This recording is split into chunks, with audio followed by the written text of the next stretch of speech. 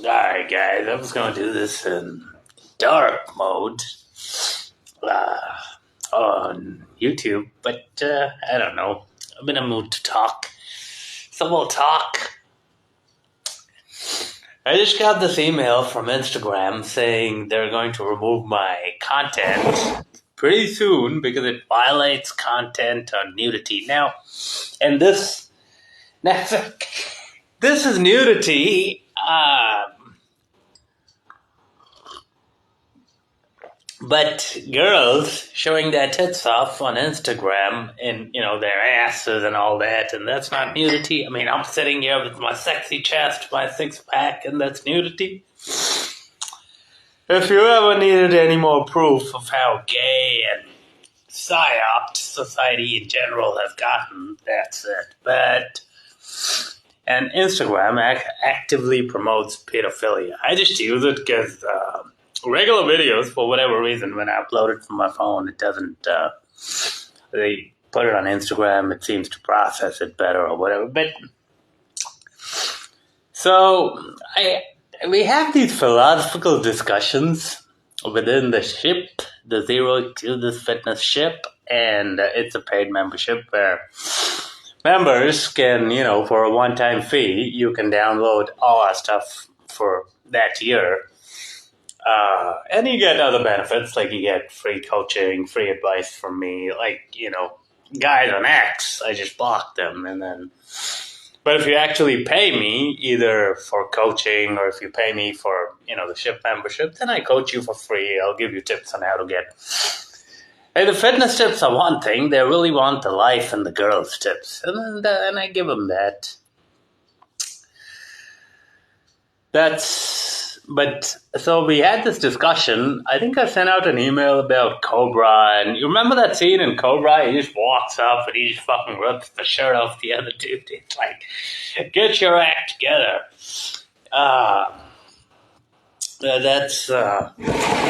And I wrote that email, and so we had that, and I don't know, one thing led to the other, and then there was this whole discussion of, do two wrongs society teaches us two wrongs don't make a right. All right, that's what society teaches us. But is it necessarily true? I don't know. I don't think so.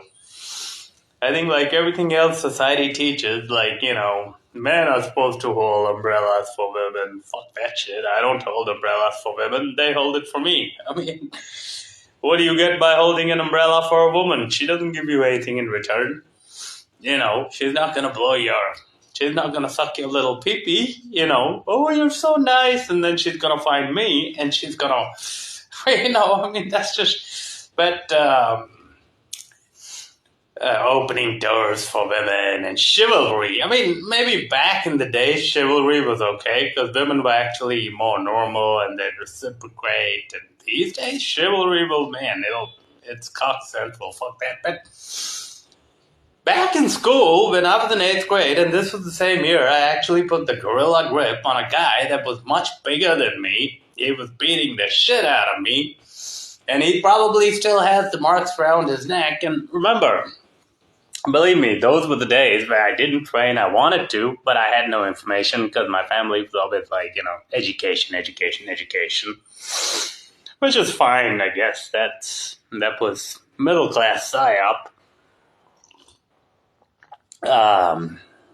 But that was subconscious. That was my subconscious mind coming into play. I've always had a very powerful subconscious. And sexuality. It's how I influence people. I mean, it's just what it is. I mean, but so he walked up to me and we had these blazers. Like, it was old school Britain, right? I mean, you have these old, if you guys have been to old school Britain in the private, because it's opposite from America. Like America, the private schools are better. Public schools are everybody, the proletariat or however the fuck not that word go. But in Britain, it's opposite. It's like private is not, or at least it was back then. And then public is, public schools. Oxford is a public school or whatever, And then So we had these blazers, and he just walked up to me, and another big, huge guy, and ripped it off like that. And I remember feeling not so much inadequate, but my middle class psyop and my family had always taught me, and my dad would sort of tell me to retaliate, but he would never teach me how because he doesn't know how himself. I mean, I've seen him in confrontations with other dudes, and he's always backed down. But it was always, anytime I was physically violent, I was brutally punished at home. And anytime, somebody else was violent, I was told to turn the other cheek. Remember Gandhi? Mr. MKG, who slept with underage or girls to not slept with us and had sex with, but apparently he wanted to prove that he was celibate, and he had, dude, if you're celibate and you don't sleep with, then you don't need to, sleep with some 14-year-old girl in your bed to prove that you didn't. How do we know you didn't? But anyway, so that, anytime. So I was told to turn the other cheek. So he basically said, if someone slaps you here, give him the other cheek to slap. And then eventually you'll get tired of backing you around and he'll leave. But that doesn't work that way in the real world, man. Even the British, they left India because of a war, because they just couldn't handle. And plus they had looted the country enough, and there was nothing left agriculture-wise, and the Kohinoor was gone. And it's still, the Kohinoor, the diamond, is still sitting in Britain, in London. Anyway, all of the shenanigans and all this bullshit. But, so my instant reaction was to debate logically with him. And he probably would have, but he's torn the thing off, right? I used to get bullied. Girls used to be with me even in school, even though I was, what they used to call me was, you were a little plump. I wasn't plump. I was always extremely handsome, but maybe I had a bit of a belly, a little, very little, but it was there. And so you could do, right now you see this, right? But then you could sort of, take, right now I just, you can see, I'm pinching that skin, but guys have this fat here, and you can, so I had that. People would do that, and brutal bullying. And then at home, nobody, because nobody believed in physical violence. But that's not how it works in the real world.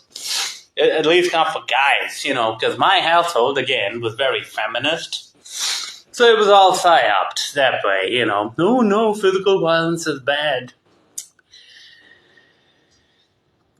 Fast forward to the present, I saw this guy and this girl, 10-year-old boy, I think it was 2 years ago, and this girl in a public park.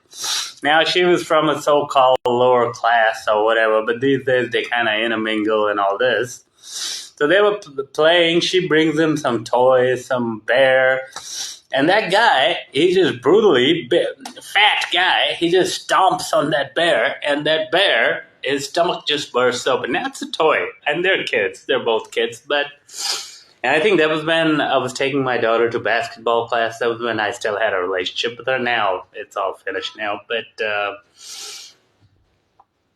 it wasn't so much the toy being destroyed that hit me. It was the class thing. That boy only did it because she was from a lower class. So that's, again, a power thing, right? If it was a girl it wasn't a physicality thing.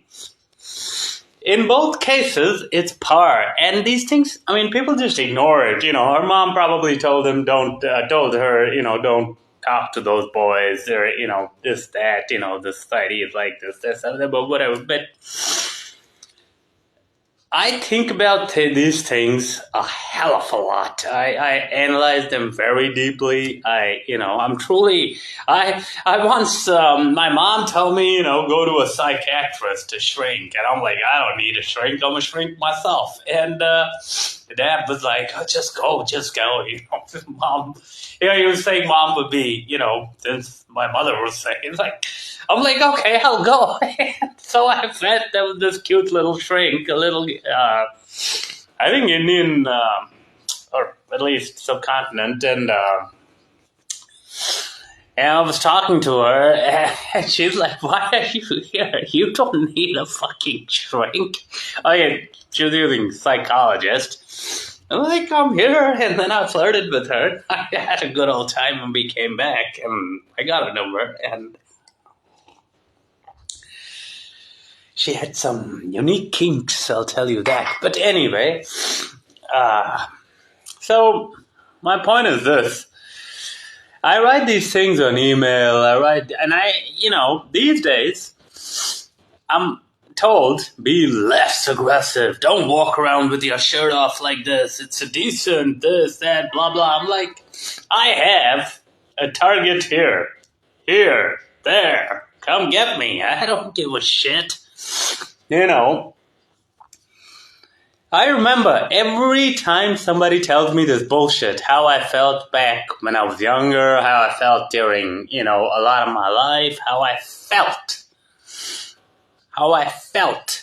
It's brutal. Most people just ignore it, but it's still there. It's deep there. It's still there, buried inside of you.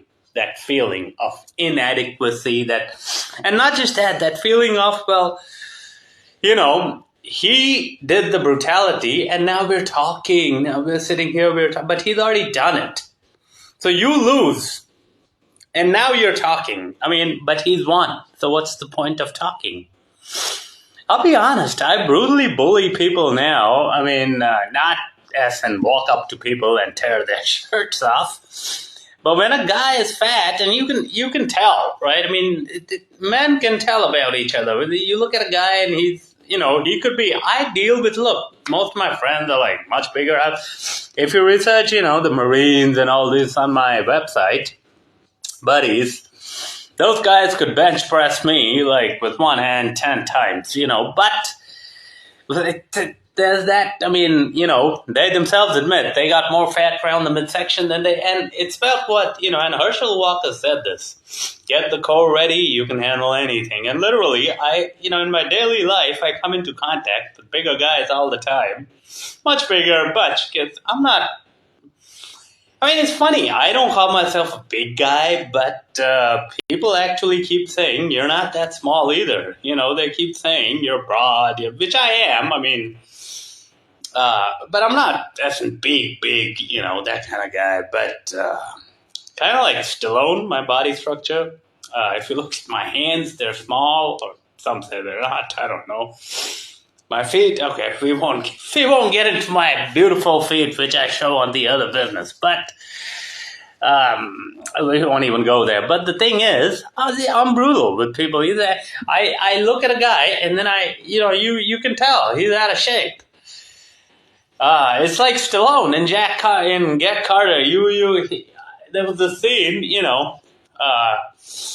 and Michael Caine, he's a G. The original movie, I love it, Get Carter. If you've seen the British Get Carter, I have, and I love it. But he walks up to Jack Carter, Cliff Brumby. You're a big man, but you're out of shape, and for me, it's a full-time job, so please sit down. And Brumby was bigger, he had a belly, and he said, I'm brutal like that, and I do it in my daily life, so you don't necessarily have to, do that. And people tell me, don't be so this, don't be so that. Then I remember how I felt, and when I asked for help, nobody helped me. Not one single person on the planet fucking helped me. So back to the original question. What about that wrong? Emerson wrote in his book, The Laws of Compensation, every wrong shall be righted. The universal court of justice may take years upon years to deliver justice, but nobody can escape it. Justice shall be delivered not just with interest, but with compound interest. So if you were brutally humiliated while growing up, whatever the hell it is, but then you put in the work, Now you're going to be brutally humiliating them. And society doesn't like that.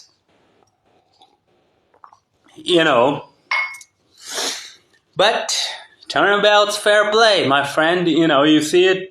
This is why I keep saying Russia is doing the right thing in Ukraine. I mean, you can't just push and not expect any pushback. It's just what it is. Putin, eternal respect, sir. You're a real G. And Donald Trump, I cannot say enough good things about him. I mean, I've even got a poster. I love Trump. I've always. In fact, I was going to buy a Trump phone, but I think I'm going to buy a Trump coffee mug. I think that'll be in another couple of weeks. And I'm going to keep you all posted. Do two wrongs make a right? I don't give a flying fuck.